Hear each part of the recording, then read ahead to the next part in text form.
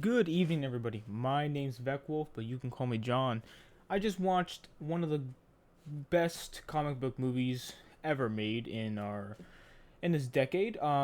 Decades, whatever. I just watched Spider-Man Into the Spider-Verse, which I'm like, let's sit down. I want to watch something fun, and I saw this. I'm like, yeah, this is what we're gonna watch here today.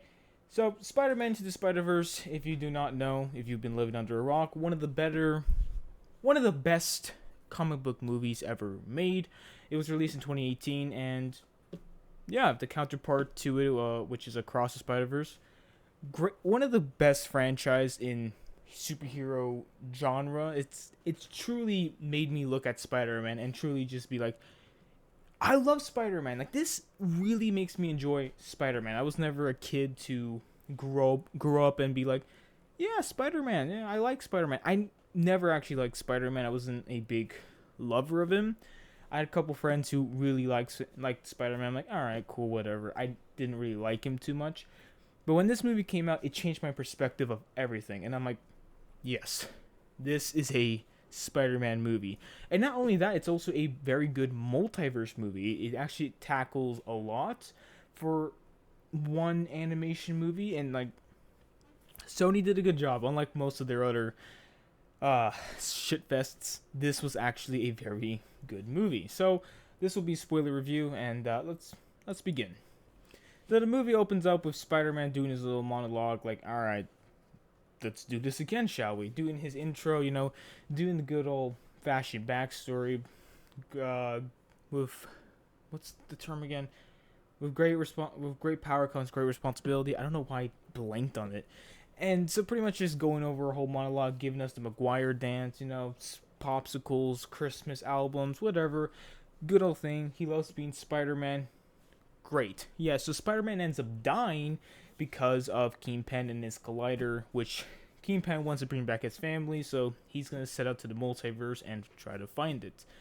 Miles Morales, who is a kid, he wants to go back to his old public high school, but no, he's smart, so he's sent to this dope ass school, academy, college thing, and he doesn't like it, so he gets overwhelmed. He tries, not overwhelmed, but he tries to fail out of the school, and it doesn't really work out. So he ends up going to his uncle, who apparently, they're very cool with each other, right? They're very open with each other. They understand one another, and truly, he's a dope ass uncle, which that sounds pretty cool. I want a dope ass uncle, man. An uncle who gives you the some crazy advice, tells you to do things that most people shouldn't really be doing, and then telling your nephew to do graffiti. Sounds like an awesome uncle. But his energy was cool, and overall, it's come on, cool uncle. Anyway, so they do some cool artwork, which Miles Morales is a pretty good spray painter. I played the game, specifically only Miles Morales one. I truly love Miles Morales. Like I can care less about Peter Parker and Spider Man. It's cool and everything, but yeah, no, this movie, Miles Morales truly outshines everyone else and makes you really just want to see more about him. Which, we got Across the Spider Verse, but fuck, now it's gonna take additional 5, 6, 8 years until we get Beyond the Spider Verse. So, still a little pissed off about that point. But anyway, so he, after hanging out with his uncle, he gets bit by a spider. Oh shit. Okay, anyway, next day. So he's now struggling, figuring out he has powers. Like, oh god, this is puberty. No, this has to be puberty. No, it's not puberty. And so he's struggling with these powers and tries to get help. Asks his uncle. Doesn't really ask his parents because, his parents can be pissed off, let's be honest. And generally, it's just like he's struggling because every version of Spider-Man always struggles in the beginning. I mean, that's every hero's journey. It's never gonna work out the way you expected, and so with the responsibility that Miles has to do, I think I'm cutting ahead a little bit. No, so Miles goes back to the subway area where he and his uncle went to go do the cool art piece, and Spider-Man is fighting. This is where he dies, and he keeps the promise to Peter Parker before he dies. I will stop the collider. All of a sudden, many spider people are coming out of nowhere. So we, of course, set out with one of our main ones, Peter B. Parker, who is pretty much just normal Spider-Man, but is now going through hell. Midlife crisis. He's struggling. He's chunky. There we go. That's a good clip of him. He's divorced and he doesn't really want to have kids, so he's going through like a, what every person goes through, a crisis. At some point in time, you will go through a crisis. And that's one of them. You also have Ghost Spider, aka Spider-Gwen. Gwen and Miles, they met both in the Visions Academy, the super school that, Miles doesn't want to be at. And there's also a couple other ones, Spider-Noir, Peter Porker, and Penny Parker? The anime robot girl, whatever. But, so that's our Spider group, and all of them together try to stop Kingpin and his associations of other villains. We have Doc Ock, we have Tombstone, Scorpion, Prowler, and so we all meet up at Aunt May's house, because Spider-Man has a bat cave, spider cave kind of thing in a shed, and so they're just trying to figure out what to do. Miles isn't ready, so one of them have to stay there, and that's a problem because while in another universe, you are slowly getting disintegrated. You're slowly died in the inside because that's not your universe. So you are starting to die. And so if one of them stays, they will die. So Miles has a lot of responsibility on his hand to actually help them and get better. But he can't. He's struggling.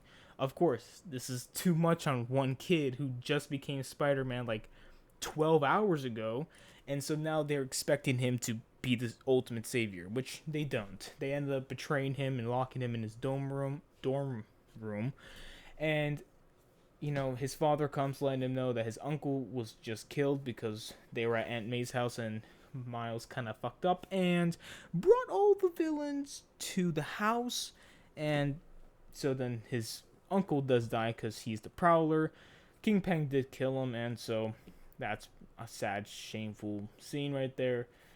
Overall, then we go to our final climax. Miles becomes super powerful. He becomes a dope-ass Spider-Man, having a cool suit, rocking with a sweatshirt and shorts and Nikes. Like, this is a pretty cool Spider-Man. Like, that's awesome. So he goes to the final battle, doped as hell, with cool black suit, which is one of my favorite things about Miles Morales' Spider-Man having that black and red suit. It's so much more unique than just having a simple red and blue suit. I don't know, I'm not a big Spider-Man fan when it comes to his suit or his stories, really, kind of. It's just Miles Morales is the reason why it caught my eye and everything like that. Overall, though, they have this cool fight. Everyone gets to go home, and Miles kicks the shit out of Kingpin and reconnects with his dad and actually builds a bond because he didn't really have a bond at the beginning of the movie. Overall, this movie, I know I kind of rushed through things, by the way, and I kind of skipped through here and there, but this movie is too good for me to just simply sit down, have a 12-minute discussion by myself, talking about the plots and just spilling everything out. I would like a simpler version. You should go watch it if you're gonna if you haven't even watched it, which if you haven't watched it, it's crazy to believe that. But I'm not gonna spoil everything. There's obviously points in here, plot twists, and certain things that I'm not gonna talk about because I don't want to ruin it. It's an experience that I feel like everyone should watch. I think the movie's PG, and I do believe that Across the Spider-Verse was also PG as well. So there you go. It's for kids, for the whole family. Great movie. Sequel was even better in my opinion. It really kicks it up a lot more and makes the whole multiversal part very interesting. Now, there's a lot of multiverse movies, especially in the last 2 years. You have Doctor Strange and the Multiverse of Madness, The Flash, and all these other movies. Oh yeah, you also have Spider-Man No Way Home. I had to look to my wall and try to figure that out. But yeah, there's been quite amount of multiverse movies in the last couple years. And in my personal opinion, they all kind of sucked. I haven't seen The Flash yet, but I know it's mediocre at best. It's The Flash. I don't. I feel like it. Okay, that's a whole different discussion later. But Multiverse of Madness kind of mediocre, not the worst one, but of a title of Multiverse of Madness, it's like you're kind of blue balling me here right there. And then you have Spider-Man No Way Home, which I think is better out of all three of them, but I just didn't like the story. I kind of disliked that movie. I rewatched it. It grew on me a little bit, but No Way Home is not my personal favorite Spider-Man movie. It never will be. I just think that movie is okay. It's probably going to cause a lot of controversy, but I don't give a shit. Overall, like, out of all the multiverse movies we've received in the last couple years, Into the Spider-Verse kind of nails it, and it really introduced you to the multiverse, which the title does say, Into the Spider-Verse. It gives you a little bit in there and is bringing you into it, to the idea, the concept. So luckily with this movie, it doesn't shove all of the backstory and all the knowledge in your throat. It doesn't shove it there. It's like John Wick. It slowly teases you in a couple things. It gets you going. It gets you excited with certain things, but it doesn't dump it into you so you feel overwhelmed. That's great. And then of course, Across the Spider-Verse does touch up, and it does bring back a lot of those questions and all other things that you had questions about. And it, again, Across the Spider-Verse really sets into the multiverse point, and of course Beyond the Spider-Verse will just finish it up. And so overall though, Spider-Man Into the Spider-Verse is a very good comic book movie, which is important to have a very good movie, solid movie. But it's not just solid, it's actually top tier, beautifully perfect. And then, of course, the Spider-Verse part, the multiversal part of the movie, which I think they nailed. Now, unlike, I know about The Flash and the plot of it, of how it's trying to do just like a simple story with the Flash and the Batman trying to work things out, doing a mission together. And then they go into the multiverse part around Act 2, around Act 2 of the movie. That's what they kind of try to do here with the Flash. Now I think, okay, that's fine, but it's like you haven't really given us a Flash product in, well, yeah, there's never been a Flash movie, so that doesn't really work. But with Spider-Man Into the Spider-Verse, like, it truly goes into, we're having an origin story, and then we go into the multiverse part, but it's all intertwined perfectly. It's just a straight narrow line where the Flash kind of just has one line, cuts it, and then starts a whole new line. You don't want that to be your multiverse movie. You want to have a consistent line. It's part of the plot, not just simply starting a new movie. It's like an episode. So overall, Spider-Man Into the Spider-Verse, top tier movie.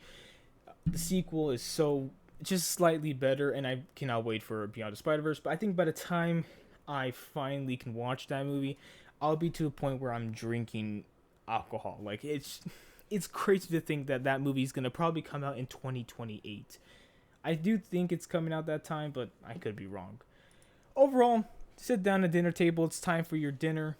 This movie is gonna get a 10 out of 10 chicken burgers. I personally find this movie to be delicious, and having a comic book movie, Spider-Man, multiverse, superheroes, and it generally just touches on all of that stuff, giving us characters we haven't seen on the big screen, like Spider-Noir, and most of these other Spider-Man people, and like Tombstone, Scorpion. We haven't really seen those characters on the big screen as well, so it was very nice to see all these other characters come on into the big screen and actually really just shine.